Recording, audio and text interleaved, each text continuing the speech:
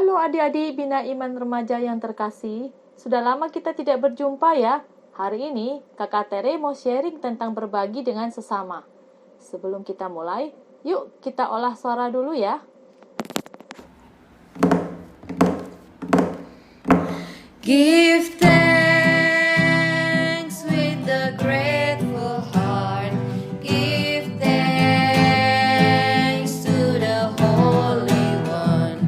Give thanks because He's given Jesus Christ, His Son. And now let the weak say, I am strong. Let the poor say, I am rich because of what the Lord has done for us. Give thanks.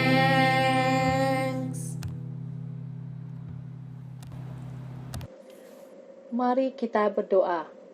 Ya Allah yang maha baik, puji dan syukur kami haturkan kepadamu atas kesempatan yang boleh kami terima. Kami dapat berkumpul saat ini untuk merenungkan sabdamu. Bantulah kami dengan bimbingan Roh Kudus-Mu, agar dapat memahami sabdamu sebagai penuntun hidup kami. Penuhilah kami dengan berkat-Mu, agar kami semakin tergerak untuk hidup lebih murah hati kepada semua orang. Engkaulah guru dan penuntun kami. Amin. Adik-adik, berikut adalah link video yang sangat bagus untuk ditonton. Video ini bercerita tentang seorang gadis kecil bernama Abby. Gadis ini berusia 7 tahun yang setiap tahun selalu bersyukur atas ulang tahunnya dengan cara berbagi sesuatu dengan orang lain. Kali ini, Abby ingin berterima kasih kepada para polisi. Abby membuat berbagai macam makanan dengan dibantu neneknya dan membawa makanan dan minuman tersebut ke kantor polisi.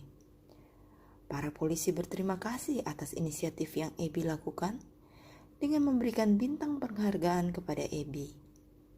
Polisi juga datang ke sekolah Abby untuk bercerita tentang tugas mereka sebagai polisi.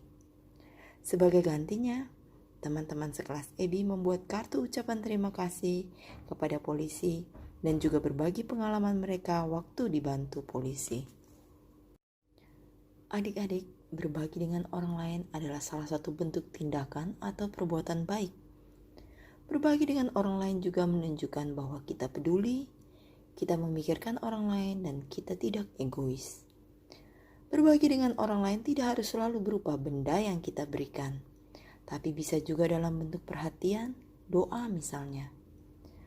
Perbuatan baik sekecil apapun akan memberikan dampak besar bagi orang lain dan tentunya bagi kita sendiri yang melakukannya.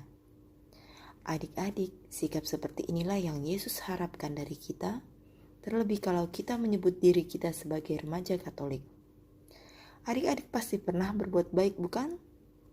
Bagaimana perasaan adik-adik setelah melakukannya? Apakah dampaknya bagi diri adik-adik dan orang lain? Sebelum kita mulai sharingnya, kakak mau bacain Injil Lukas yang bagus nih. Sabda Tuhan dari Injil Lukas 16 ayat 19 sampai 30. Ada seorang kaya yang selalu berpakaian jubah ungu dan kain halus, dan setiap hari ia bersukaria dalam kemewahan. Dan ada seorang pengemis bernama Lazarus, badannya penuh dengan borok, berbaring dekat pintu rumah orang kaya itu. Dan ingin menghilangkan laparnya dengan apa yang jatuh dari meja orang kaya itu, malahan anjing-anjing datang dan menjilat boroknya. Kemudian matilah orang miskin itu, lalu dibawa oleh malaikat-malaikat ke pangkuan Abraham. Orang kaya itu juga mati, lalu dikubur. Dan sementara ia menderita sengsara di alam maut, ia memandang ke atas, dan dari jauh dilihatnya Abraham dan Lazarus duduk di pangkuannya. Lalu ia berseru, katanya, "Bapa Abraham, kasihanilah aku. Suruhlah Lazarus supaya ia mencelupkan ujung jarinya ke dalam air dan menyejukkan lidahku, sebab aku sangat kesakitan dalam nyala api ini." Tetapi Abraham berkata, "Anak, ingatlah bahwa engkau telah menerima segala yang baik sewaktu hidupmu, sedangkan Lazarus segala yang buruk. Sekarang ia mendapat hiburan dan engkau sangat menderita. Selain daripada itu, di antara kami dan engkau terbentang jurang yang tak terseberangi, supaya mereka yang mau pergi dari sini kepadamu, ataupun mereka yang mau datang dari situ kepada kami, tidak dapat menyeberang." Kata orang itu, "Kalau demikian aku minta kepadamu Bapa, supaya engkau menyuruh dia ke rumah ayahku. Sebab masih ada 5 orang saudaraku, supaya ia memperingati mereka dengan sungguh-sungguh, agar mereka jangan masuk kelak ke dalam tempat penderitaan ini."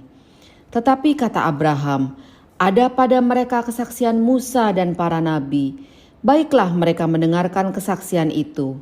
Jawab orang itu, "Tidak, Bapa Abraham.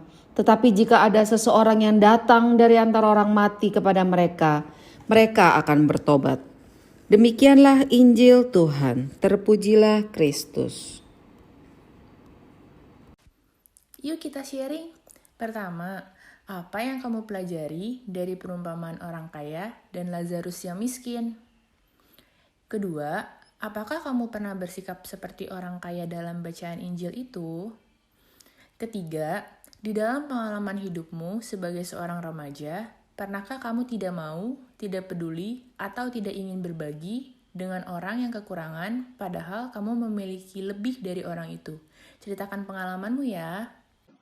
Apabila kita tidak mendengarkan dan melaksanakan sabda Allah, maka kita akan rugi besar dan menyesal dalam hidup ini. Di lingkungan saya, tiap bulan puasa pasti mengadakan makanan untuk orang-orang sekitar, seperti security, tukang kebun, dan kebersihan. Orang kaya tersebut hidup mewah dan tidak memperhatikan sesamanya. Selama hidupnya tidak mau memperhatikan sesama. Semoga saya tidak seperti itu dan saya mau belajar mengasihi seperti Allah. Perumpamaan tentang orang kaya dan Lazarus merupakan suatu pesan buat kita bahwa harta kekayaan duniawi bukanlah hal yang paling berharga di dalam kehidupan kita setelah kita mati. Mereka yang menderita semasa hidup akan menerima ganjaran di surga seperti yang dialami oleh Lazarus. Perumpamaan ini juga mengingatkan kita untuk melakukan refleksi dalam hidup ini. Bagaimana sikap atau perilaku kita terhadap Lazarus-Lazarus di sekitar kita. Teman-teman, dalam perumpamaan tentang orang kaya dan Lazarus, orang kaya ini sangat egois, sangat sombong. Dia tidak mau memberi sedikit pun kepada pengemis yang bernama Lazarus. Bahkan ketika sudah meninggal pun, keangkuhan orang kaya itu masih terlihat. Dia menitipkan pesan kepada Abraham agar disampaikan kepada Lazarus untuk meneteskan air ke lidahnya. Orang kaya itu masih merasa gengsi berbicara langsung dengan Lazarus. Lukas bab 19 ayat 24. Padahal Tuhan ingin kita mencintai satu sama lain, berbagi dengan orang lain. Bahkan Yesus pun berkata, "Sesungguhnya segala sesuatu yang telah kamu lakukan untuk salah seorang dari saudaraku yang paling hina ini, kamu telah melakukannya untuk aku." Matius bab 25 ayat 40. Kita juga tahu bahwa Yesus telah wafat di kayu salib karena menebus dosa-dosa kita. Nah, lalu kita sebagai remaja Katolik, remaja misioner, kiranya apa yang sudah dan akan kita lakukan untuk membalas perbuatan Yesus? Teman-teman, ingatlah, Yesus mengajarkan bagaimana kita harus bersikap, bertindak dengan hati nurani. Bila kita percaya kepada Yesus yang telah menyerahkan hidupnya bagi kita, selayaknya kita akan mengikuti teladannya. Kita akan membantu orang lain, berbagi dengan sesama apa yang kita miliki. Kita tidak boleh egois. Mengandalkan Tuhan dalam kehidupan ini membawa kita semakin menyadari bahwa kita juga bertanggung jawab atas kehidupan orang lain. Akankah kita tetap egois? Tetap ingin fokus pada diri sendiri? Ataukah kita akan lebih peduli kepada sesama kita?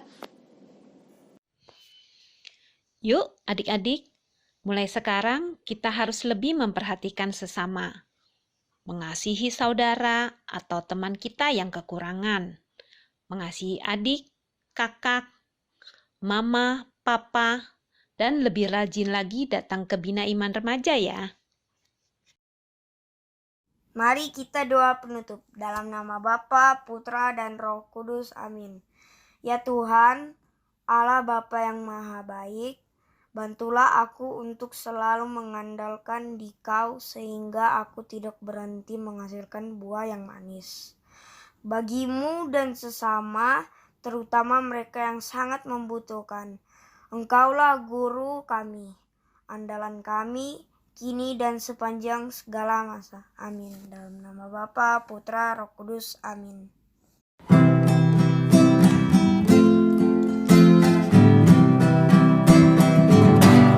Betapa